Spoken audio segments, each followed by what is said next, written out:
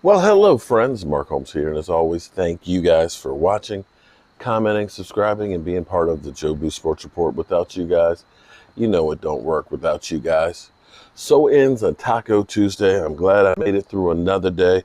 I'm actually really happy that I got to see my parents and so on.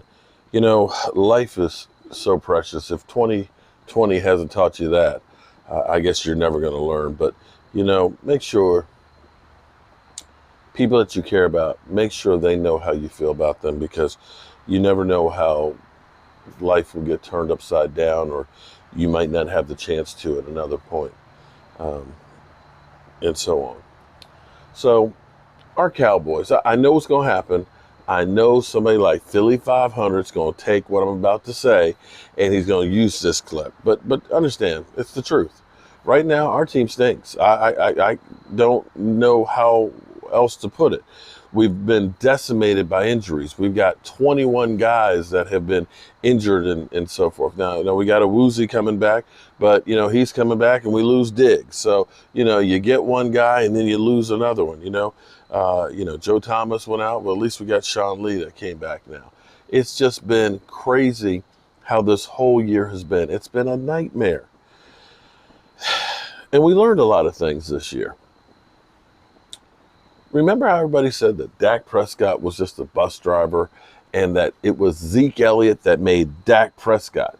That all Dak had to do was just show up because he's got these great weapons. He's got this great offensive line. He's got everything. Everything has to be perfect for Dak Prescott to win. And that it was really the Zeke Elliott show. Well,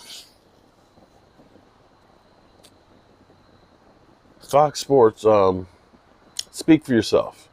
Speak for Yourself has got to be actually a really good show after they got rid of Jason Whitlock, a.k.a. Jabba the Hutt. He put so much hate and venom and things in there.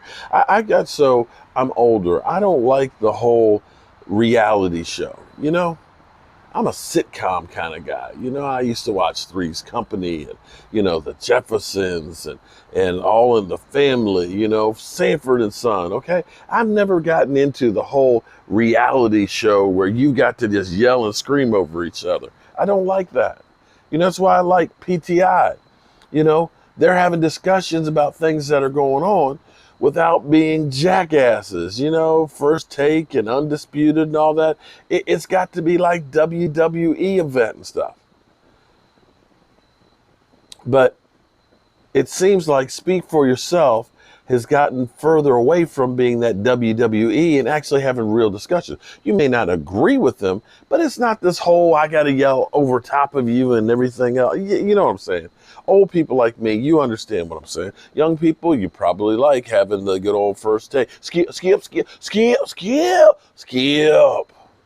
Okay, I get that. That's cool. But they were having a discussion on there about Zeke Elliott and whether or not it's time for Zeke to be benched.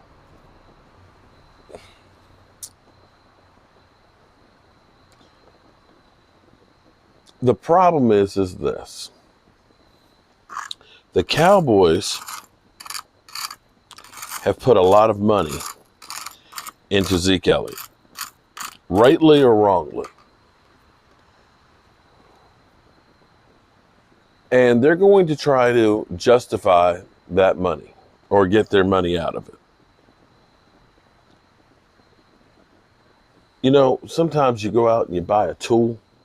You spend a whole lot of money for it, and you think that this thing's going to be great. But it turns out that it's too complicated, that it kind of breaks down a whole lot. It doesn't work the way that old school tool that you didn't have for 50 years does. And you use that one less and less because I know I spent a lot of money on it, but this one works actually a lot better. And you have to understand, is it about getting the job done or justifying that I spent a whole bunch of money?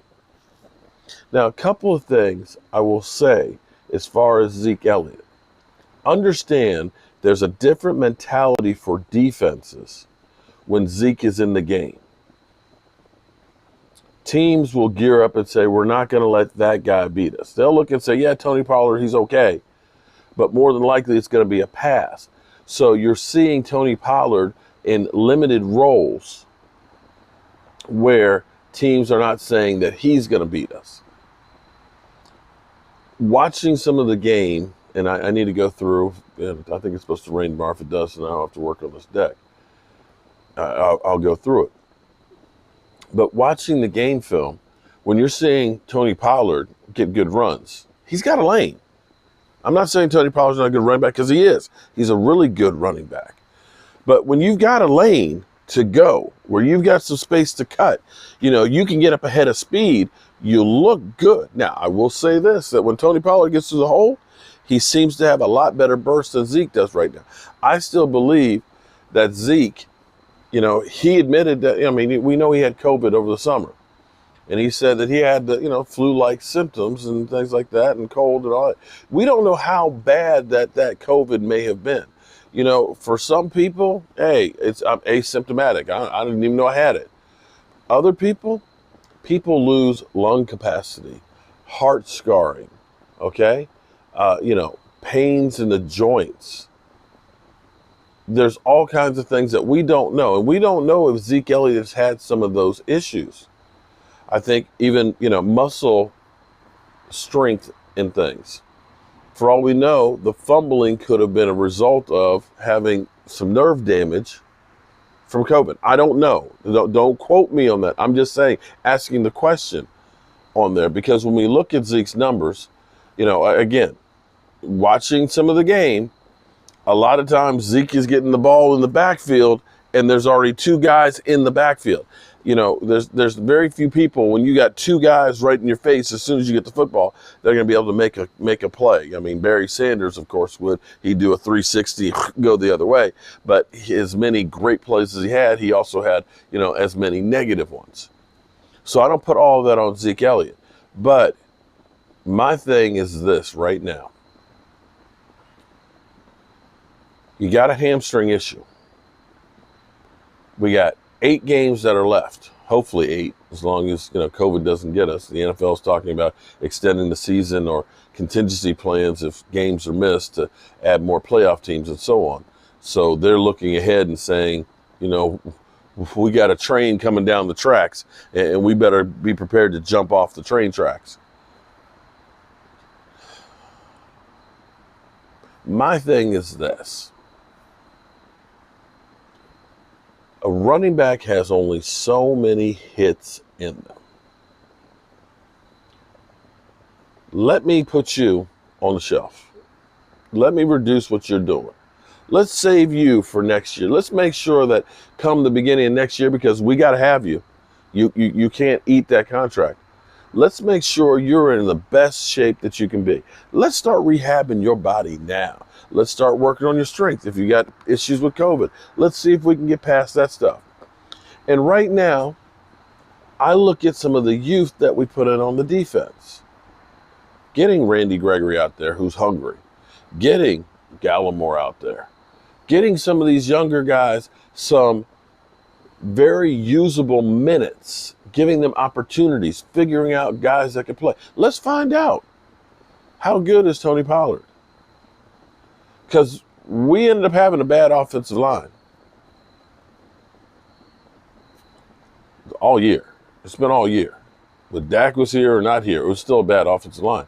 And right now we're looking at Zeke's numbers that are about as bad as they can be. I think they said, is he 31st out of 42 backs or something like that? I can't remember the number that they quoted in that, but it's like, wow. I had even said last week, who would you take? Would you take Todd Gurley or Zeke Elliott? Because we looked at Todd Gurley and said, well, Gurley's done. His knees are shot. But before the game last week, I didn't check his numbers this week, but Zeke had the exact same amount of yardage running the football. Todd Gurley actually had more yards passing and had 3 more touchdowns than Zeke. And that's a guy that we said is washed up. So, yeah. I also believe that Andy Dalton shouldn't be starting as long as Gilbert's got that hot hand. I want to see who I can keep and make something out of for next year. That's the way I'm looking at it right now. If it happens that, maybe the Giants end up beating the Eagles, oh, God. That's the belt. Damn you, Philly. Damn you. I see Philly 500's game here. He's trying to make me root for the Eagles. It's a trap. It's a damn trap.